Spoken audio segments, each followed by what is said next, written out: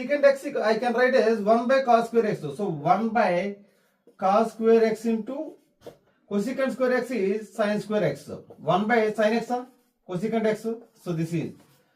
So I will write cos and sin relation by using trigonometric identity. 1 cos square x plus sin square x equal to 1. So cos square x plus sin square x by cos square x into sin square x dx.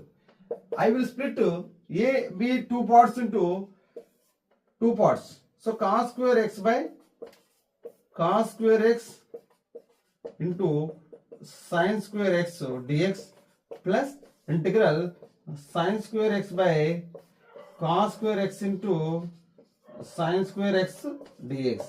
I am dividing these two parts separately. So cos square x get cancelled and sin square x get cancelled. This is equal to integral 1 by sin square x is what? Cosecant square x.